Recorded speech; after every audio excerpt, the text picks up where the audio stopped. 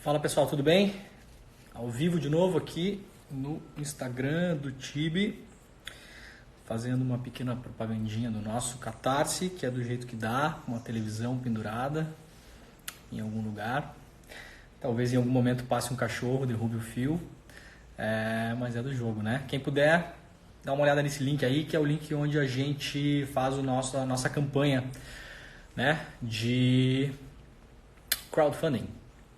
Então, quem puder ajudar a financiar o Intercept, já são mais de 8 mil pessoas que participam disso e é a nossa principal fonte de renda. Vocês sabem, a gente não tem propaganda, não tem patrocínio, não tem link patrocinado, não tem dinheiro de governo, não tem dinheiro de anunciante privado, então o que resta pra gente é vocês. Então, por favor, quem puder, ajude, e quem já ajuda poderia também passar o link aí para amigos e familiares que curtem o site, que acham que o nosso trabalho é importante.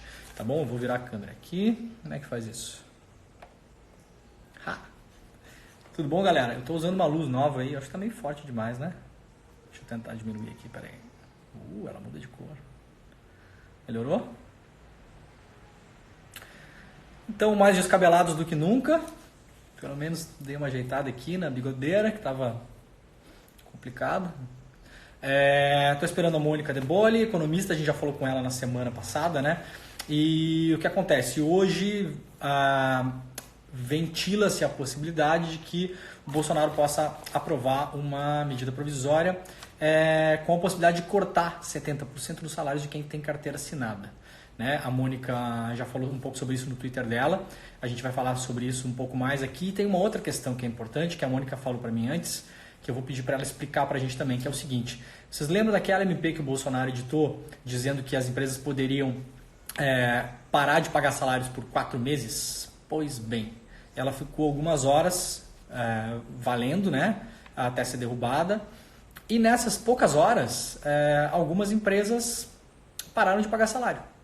E isso agora vai causar, obviamente, um quiprocó jurídico aí que eu vou pedir para a Mônica explicar para a gente, tá bom?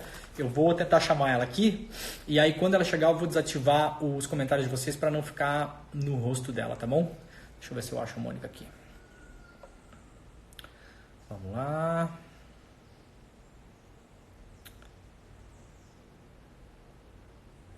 A gente está tentando fazer também, para quem está pedindo aí, a Mônica não entrou ainda, mas daqui a pouquinho ela deve estar por aí. Para quem está pedindo, a gente vai tentar fazer ao vivo no YouTube também, mas tá, enfim, como a gente não está na redação, né, tá todo mundo de home office, a gente está ainda vendo como fazer essa estrutura. A gente tem possibilidade de fazer ao vivo em algumas redes ao mesmo tempo, eventualmente fazer no YouTube, fazer no Twitter e no Facebook ao mesmo tempo, mas aí não faria aqui no Instagram. Então, eu sei que tem muita gente pedindo, porque muita gente não tem Insta e acaba circulando mais pelo YouTube. A gente está tentando, a gente vai fazer mais um teste essa semana.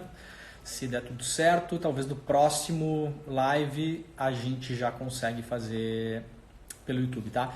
E se vocês quiserem sugerir nomes também pra gente entrevistar aqui para esse bate-papo, sugiram, por favor. A gente já falou com muita gente boa, a gente falou com a Laura Carvalho, falou com a Mônica, falou com o Reinaldo, né? Falou com... Enfim, a gente está tentando rodar várias áreas diferentes assim, mas tem mais gente boa por aí para falar, então sugiram que a gente pega as sugestões de vocês depois e vê se é possível, se as pessoas estão falando ou não, tá bom? Acho que a Mônica entrou aqui, peraí. Aqui...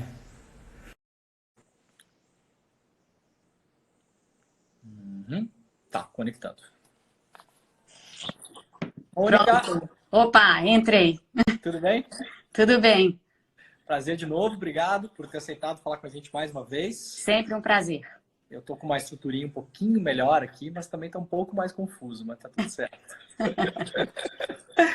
Cara, então, vamos direto ao ponto, que eu fiquei apavorado quando eu vi isso hoje. Eu vi primeiro no seu Twitter, né, e depois fui atrás da notícia, falei com algumas pessoas também. Então, basicamente, uma possível nova medida provisória do Bolsonaro, dando a possibilidade para as empresas cortar 70% dos salários de pessoas de carteira assinada. É isso? O que está acontecendo? Que maluquice nova é essa para a gente tentar entender? Bom, primeiro, Leandro, boa tarde a todo mundo que está aqui e para você, evidentemente, mas uma das coisas assim a ser frisada, e não dá para frisar o suficiente, é que quando o governo senta para pensar sozinho, só sai besteira, né? Porque primeiro saiu aquela medida provisória 927, que tinha aquela coisa lá da suspensão dos empregos e dos salários por 4 meses. Aquilo ali ficou em vigor durante algumas horas antes de ser revogado pelo presidente. E nesse tempo em que ficou em vigor, aparentemente causou muita confusão, porque eu fiquei sabendo por terceiros que houve empresa que de fato fez isso, demitiu por 4 meses, suspendeu o salário e tal, enquanto a medida valia. E aí agora tem uma briga na justiça para reverter isso para aqueles para quem isso aconteceu. Então, assim, é para dar um exemplo de como essas medidas feitas assim, a Deus dará, né, sem pensar muito bem nas consequências, podem ser extremamente danosas para o país e desvirtuam a emergência, da ação de emergência que tem que ser tomada agora, né? É um problema. Ou seja, só para o pessoal entender, o Bolsonaro edita uma medida provisória e a Câmara e o Senado eles têm um tempo até analisar isso e podem derrubar. Agora, nesse meio tempo, entre a análise, na verdade foi o próprio governo que se autoderrubou da outra vez, né? Exatamente. As empresas aproveitaram para cortar salário de pessoas, né? Exatamente, foi exatamente isso que aconteceu. Então, assim, vai ter um barulho aqui atrás que é de gente cortando grama, tá? Tá bom. Para falar aí dessa possibilidade dessa nova medida provisória, aparentemente, isso o jornal Globo noticiou hoje, mas eu já tinha também escutado isso de outras pessoas, o governo está preparando uma medida provisória que prevê redução de jornada, fiz uma coisa aqui. Prevê redução de jornada de trabalho e redução de salário. Essa redução aparentemente seria de 70%, ou seja, quase todo o seu salário, mas haveria um mecanismo compensatório por meio de seguro-desemprego. A ideia é péssima, é difícil sublinhar o quão ruim essa medida seria nesse momento, porque ainda que exista um mecanismo compensatório, dificilmente esse mecanismo compensatório vai dar ao trabalhador toda a renda que ele recebia anteriormente, ou seja, vai integralizar o salário dele ou dela, né, do trabalhador ou da trabalhadora. Então, é uma catástrofe, porque no meio de uma calamidade pública, no meio de uma epidemia, no meio de uma crise econômica, você vai anunciar que vai cortar salário? Assim, essa é a última coisa que você faz. Aliás, você não faz esse tipo de coisa. E o que a gente está vendo acontecer em outros países é que os governos estão saindo e estão dizendo, olha, aquelas empresas que não tiverem capacidade de cumprir suas folhas de salário, o governo vai dar uma subvenção, vai cobrir esses salários durante o período que for preciso, desde que as empresas mantenham os empregos, para que não haja aí um cenário de desemprego em massa. O Reino Unido está fazendo isso, vários países europeus estão fazendo isso, e o Brasil está indo de novo na contramão de todo mundo, porque o governo não para ouvir quem está falando ao redor, e tem muita gente falando ao redor. Eles tentam fazer uma coisa sozinhos e sai uma besteira. Essa daí a gente está tentando evitar que saia. Ela não saiu ainda, tá, gente? Então, para vocês não ficarem já muito ansiosos, não saiu medida provisória nenhuma. A gente está falando antes do fato para evitar que o fato se dê, né, Leandro? Vamos deixar bem claro que quando eu falei com a Mônica, falei, Mônica, caraca, a gente precisa falar nisso, vamos fazer um ao vivo hoje, né? E a Mônica falou, cara, a gente tem que fazer antes de ele editar a medida provisória, justamente porque o grande problema é se edita e fica aí 20 horas no ar, 24 horas no ar, 12, 15, em algum momento as empresas vão usar disso, isso vai dar um problemão jurídico lá na frente, vai entupir, eventualmente, tribunal do trabalho, enfim. Agora, Mônica, olha só, na semana passada você falou que o governo estava cambaleando, mas estava começando a cambalear para o lado certo, né, nas decisões econômicas. Você ainda acha isso ou você acha que começou a cambalear? Não, agora eu acho que o governo está só cambaleando. Só, e batendo cabeça. Cambaleia, bate cabeça de um lado, cambaleia, bate cabeça do outro. É só bateção de cabeça agora, porque não está indo a lugar nenhum. Principalmente se esse é o tipo de coisa que eles estão pensando, né? Para dar aí para o pessoal uma noção do que está realmente acontecendo também nos bastidores, O Congresso Nacional, que tomou as rédeas e tomou a frente aí da questão da renda básica emergencial, e esse projeto de lei que foi aprovado pelo Senado ontem, né, dos R$ 600, o Congresso Nacional está indo na mesma linha de tentar fazer uma medida decente com essa história dos empregos e das empresas e como sustentar as empresas e sustentar os empregos simultaneamente para os trabalhadores formais. Então, tem projetos de lei em tramitação e em elaboração nesse momento, e imagino que vai acabar acontecendo o mesmo que aconteceu com a questão da renda básica emergencial. Isso é, o Congresso Nacional vai ter o protagonismo, vai ser ele que vai fazer a medida. Agora, o problema é que o Congresso Nacional, ele pode ir até um certo ponto, né, Leandro? Ele vai lá, faz o projeto de lei, aprova o projeto de lei, tal, o troço vira lei, mas a implementação, a adoção da lei, como você implementa a lei, quem faz isso é o Executivo. E esse nosso Executivo aí está nessa bateção de cabeça e numa certa inércia, porque dado que já se sabia que esse da renda básica emergencial, por exemplo, ia ser aprovado, o governo tinha que já ter posto em prática a logística para o cadastramento das pessoas que vão receber o benefício e os mecanismos de pagamento do benefício. E não fizeram nem isso. Estão agora elaborando uma outra medida provisória maluca. Porque agora, até eu fiquei sabendo ontem que tem gente, por exemplo, indo para a Caixa Econômica Federal achando que já pode sacar esses R$ 600. E não pode, na verdade. Né? Pois é. E torna a situação extremamente complicada, porque, de um lado, você gera essa segurança tremenda para as pessoas, porque aí elas chegam lá, não tem o benefício, e elas ficam se perguntando, e agora, como é que é? Tem ou não tem? Tem ou não tem? Fica essa dúvida. Por outro lado, você gera essa outra situação em que as pessoas estão indo fazer fila em banco num momento em que elas têm que ficar resguardadas em casa. Então, sinceramente, é de uma estupidez inominável. Você manda elas para a rua à toa por uma indecisão completamente maluca, né? Exatamente. Agora, vamos recuperar um pouco do nosso papo passado, porque depois que a gente conversou, muita gente viu, né? A live foi ótima, depois a gente subiu o vídeo também nas nossas redes, deu muita visualização, as pessoas realmente interessadas em saber, né, o que é possível fazer, porque todo mundo está tentando também buscar uma perspectiva de futuro, né, em vez de ficar girando só em cima da catástrofe, que geralmente a imprensa faz, e a gente faz também no Intercept, a gente tenta jogar para frente, mas jornalista é bom de falar de desgraça e muito ruim de falar de perspectiva de futuro, né. E aí, assim, muita gente que é mais conservador, ou até mesmo reacionário, que votou no Bolsonaro, que não sei o quê, que está indo para a rua, não sei o quê, veio falar comigo e falou, cara, achei muito legal e tal, mas de onde que ela acha que o Brasil vai tirar dinheiro se o Brasil está quebrado? E você explicou isso na live. Então, eu queria que você explicasse de novo que o país ainda tem uma capacidade de se endividar, e se você vai se endividar, agora é uma hora de se endividar, né? Então, eu queria que você explicasse de novo, assim, o país está quebrado e de onde se tira esse dinheiro? Foi a grande questão que me vieram me perguntar depois. Vamos colocar aqui, vou falar sobre isso, mas deixa eu antes colocar uma questão prévia.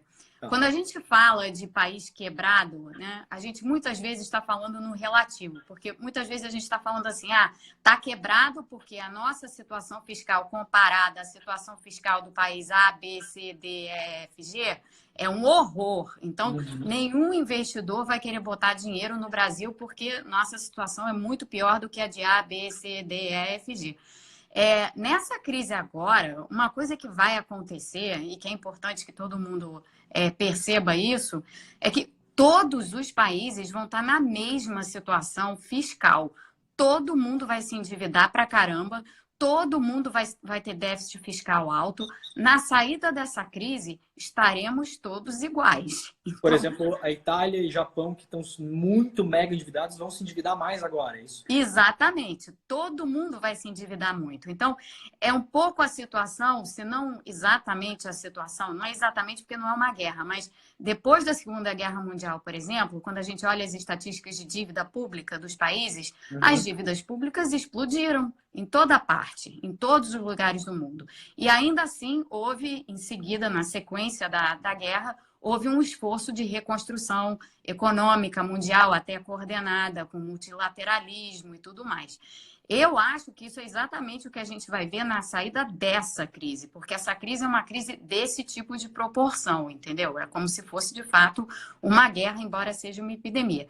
Então, todos os países vão estar nessa situação fiscal meio calamitosa, todos vão estar em processo de reconstrução. Vai ter que haver ação coordenada, então os países vão fazer coisas coordenadamente. E quando as economias começarem a crescer, mal ou bem, você começa a resolver aos poucos essa situação das dívidas elevadas e que estarão elevadas em toda parte. Isso vai ser verdade para todo mundo, inclusive para o Brasil.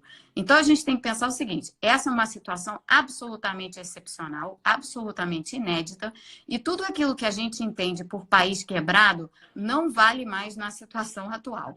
Porque a verdade é que a gente vai ter que fazer o que for preciso para conter esses efeitos da epidemia, tanto no plano da saúde pública quanto no plano econômico. O que quer dizer, tem que se gastar o que for necessário e errar para o lado de fazer mais, não para o lado de fazer menos, porque para o lado de fazer menos morre gente. Explica, Então, Mônica, explica para o pessoal como que o país se endivida, como que ele pega esse dinheiro da iniciativa privada, ou de bancos ou de outros governos, porque também era outra dúvida. O que o país faz? O país ele emite uma promissória, né? São títulos ele emite um título, né? Assim, nesse aspecto, países, o pessoal gosta sempre de fazer essas comparações entre países, governos e orçamentos privados, né? Então a gente fica pensando, ai, poxa, se eu não tenho dinheiro, da onde eu tiro o dinheiro para fazer isso ou aquilo? Nós, na nossa vida pessoal e individual, não temos capacidade de emitir um título para outras pessoas e dizer assim, olha, tá aqui um título, uma nota promissória minha, eu vou fazer umas compras, tá? Vou gastar um dinheirinho aí e vocês, então, fiquem aí com o meu título que depois eu pago de volta para vocês. A gente não tem a capacidade de fazer isso, né, individualmente. Tá. Essa é uma diferença fundamental entre orçamento público e orçamento privado. Governos, por definição, têm essa capacidade. Então, governos sempre que gastam, um dos mecanismos principais para financiar esse gasto é a emissão de dívida pública. Então, o que o governo faz? Ele vai lá, emite um título de prazo estabelecido, de maturidade estabelecida, a uma taxa de juros definida pelo mercado, que nas atuais circunstâncias vão ser baixas, apesar assim, da situação ser grave e da situação fiscal do Brasil não ser tão confortável assim. Os juros vão ser baixos porque tá todo mundo fazendo a mesma coisa, entendeu? E no fim, o que é isso aí. Você tem, por um tempo, você se endivida mais para poder gastar mais. O governo tem muita capacidade de fazer isso por várias razões, mas inclusive porque quem são os principais detentores de títulos públicos na maioria dos casos, se não em todos os casos? São as instituições financeiras. Então, são os bancos, são as instituições financeiras. E pessoas físicas também, mas muitas instituições financeiras e bancos.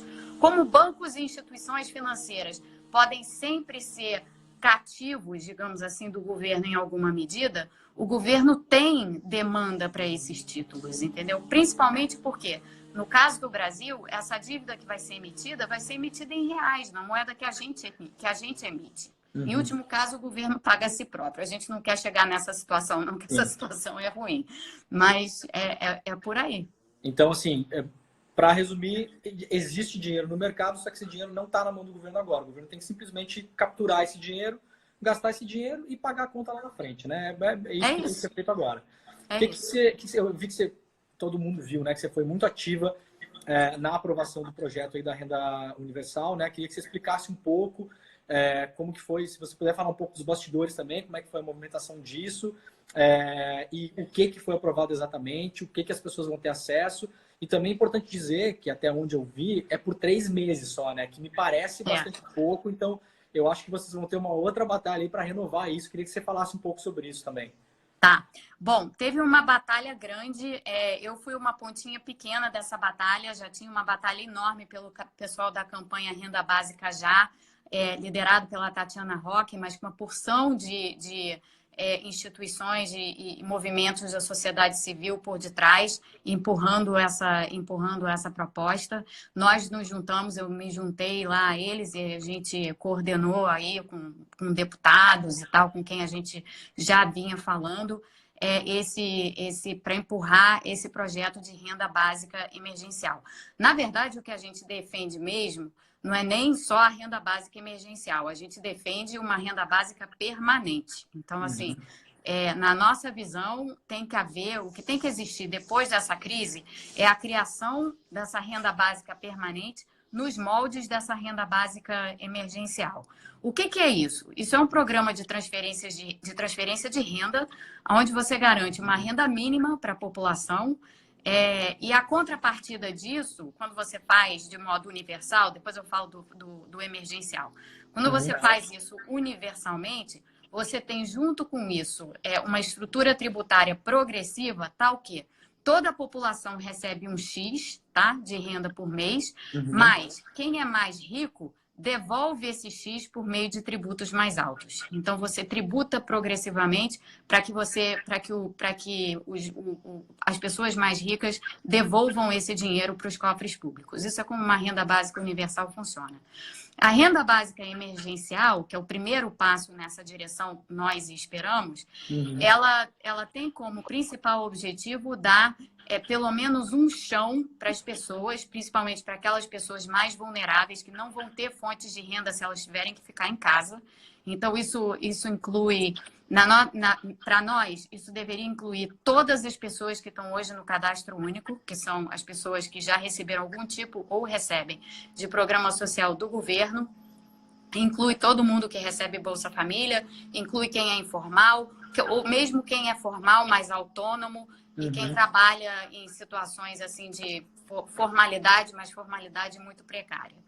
O projeto tal qual ele está, a lei tal qual ela foi aprovada, ela permite que o benefício, ela tem lá as condições para as pessoas que são elegíveis, e os critérios são pessoas que são informais, pessoas que são autônomas e que dependem daquela renda também podem se beneficiar. Todos os recipientes do Bolsa Família podem migrar do Bolsa Família para a renda básica emergencial, porque o benefício é maior da renda básica emergencial e não tem condicionalidade, tá? Diferentemente do Bolsa Família. O prazo foi um problema, porque para nós o prazo deveria ser muito maior. De no mínimo 6 meses. Eu estava defendendo que o prazo fosse de 12, porque, como eu tenho dito, e como a gente conversou aqui no outro dia, essa crise é muito longa, e para dar uma segurança realmente maior para as pessoas e fazer esse passo em direção à renda básica universal, o prazo deveria ser maior. O governo não quer reconhecer que a crise vai ser longa. Eles querem a narrativa de que a crise é de curto prazo.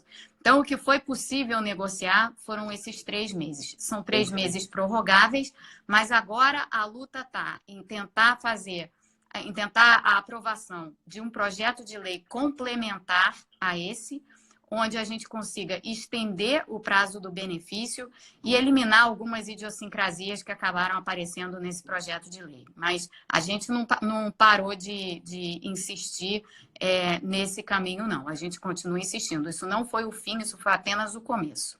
Ótimo.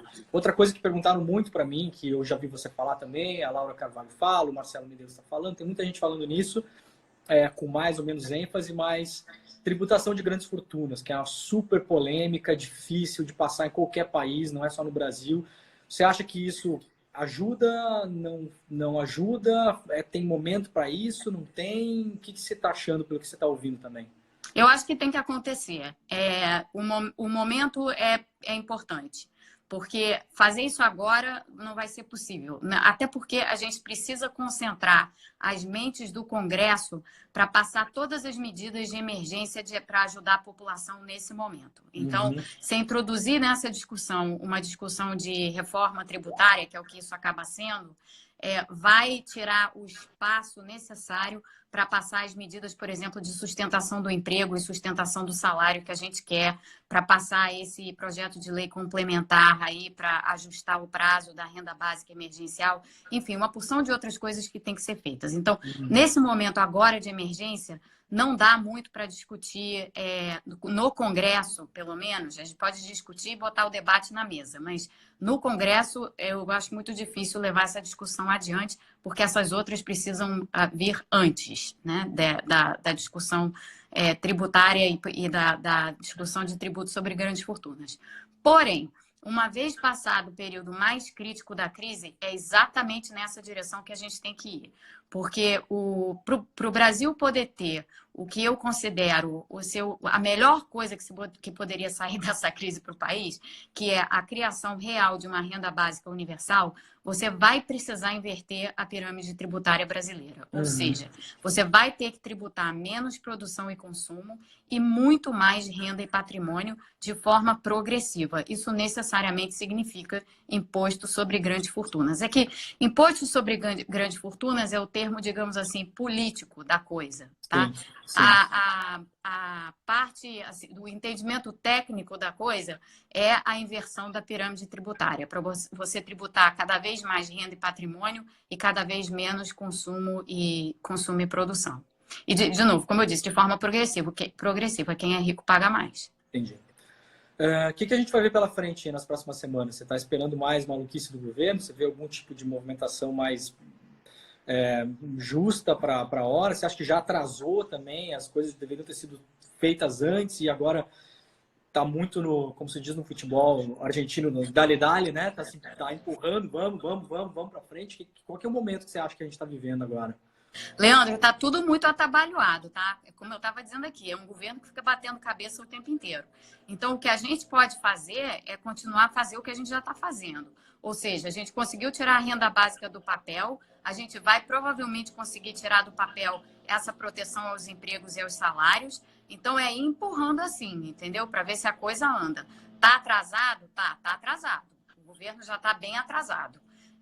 Mas a gente conseguiu, em relativamente pouco tempo, empurrar o Congresso e fazer uma coisa de grande porte. Então, eu tenho certeza e convicção, até porque não existe outra opção na minha cabeça, que a gente tem que continuar nessa mesma linha e tentar o que for possível. E como a distância não importa, né, nesses dias de isolamento social e de quarentena, sim, eu não estou no Brasil, mas isso não está fazendo a menor diferença para mim. Porque tô conseguindo empurrar da forma como eu gostaria, estando aqui, da mesma maneira que eu acho que conseguiria se tivesse aí. Então, eu acho que é assim que a gente tem que ir, e com muita pressão. Então, para todo mundo que está aqui escutando a gente e ouvindo a gente falar, a voz de todo mundo conta. Assim, ninguém é muito pequeno para não poder falar. Todo mundo é grande. Então, nessa hora, tem que todo mundo estar fazendo pressão e falando e gritando nas redes sociais, seja onde for, para que o governo faça o que tem que ser feito. Esse é o caminho, só tem esse. Legal. Eu vou lembrar as pessoas que a gente vai terminar aqui e vai colocar os vídeos nas nossas redes, então empurrem esse vídeo para frente, porque a gente precisa emergencialmente evitar que essa nova MP do Bolsonaro seja sequer editada, né? A gente não pode deixar ela no ar. Uma hora, 2 horas, é um perigo. Esse é o ponto. A gente não pode correr o risco de deixar a MP nenhuma no ar, porque se deixar no ar, acontece o que aconteceu com a MP 927. Não adianta a gente deixar ela vir e contar com que o Congresso vai devolver. Mas demora, às vezes, sim, e essa demora é fatal. Nesse tempo, empresas podem demitir, empresas podem cortar salário, e a gente não quer que isso aconteça. Exato. Mônica, obrigado de novo. Obrigada, Leandro. A gente volta a falar, siga na luta aí, a gente tá junto nessa. Tamo junto. Valeu, obrigadão. Tchau, tchau. Valeu, obrigado. Tchau, tchau.